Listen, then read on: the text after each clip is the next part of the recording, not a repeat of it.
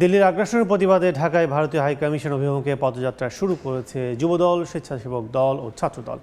এই মুহূর্তে নয়াপল্টনে বিএনপি কেন্দ্রীয় কার্যালয়ের সামনে আছেন সহকর্মী কামরুজ্জামান মামুন। সরাসরি যাচ্ছে সেখানে।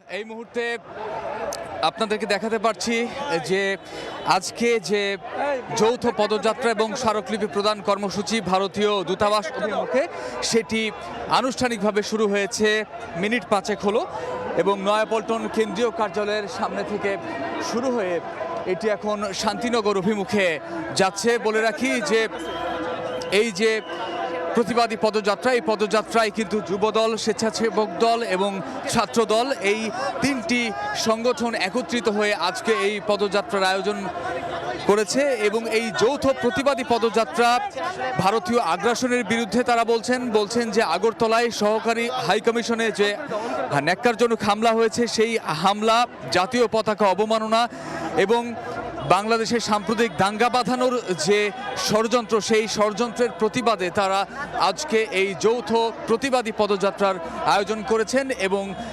স্মারকলিপি ভারতীয় দূতাবাস বরাবর গুলশানে তারা পৌঁছে দেবেন। আমরা এখন পর্যন্ত জানতে পেরেছি এই পদযাত্রাটি রামপুরা পর্যন্ত অর্থাৎ বাড্ডা পর্যন্তও যেতে পারে সম্ভাব্য।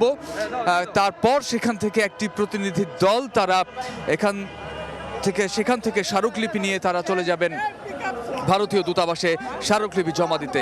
এর আগে আমরা দেখেছি সকাল 10টার সময় থেকেই এই তিনটি সংগঠনের অংশগ্রহণে আজকে এই প্রতিবাদী যৌথ পদযাত্রা আয়োজন করা হয়েছে।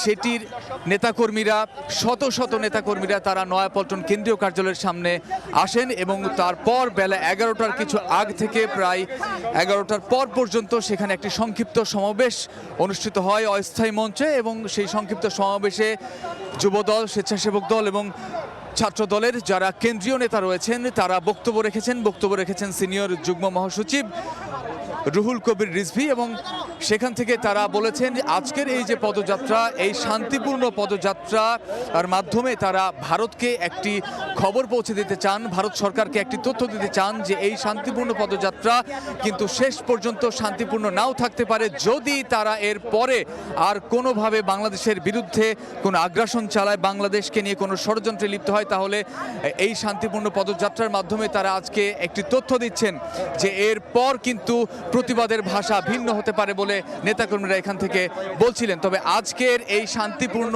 প্রতিবাদী যৌথ পদযাত্রা শেষ পর্যন্ত রামপুরা এবং বাড্ডা যে শেষ হওয়ার কথা। এতক্ষণ সরাসরি ছিলাম ভারতীয় হাইকমিশন অভিমুখী পদযাত্রায়।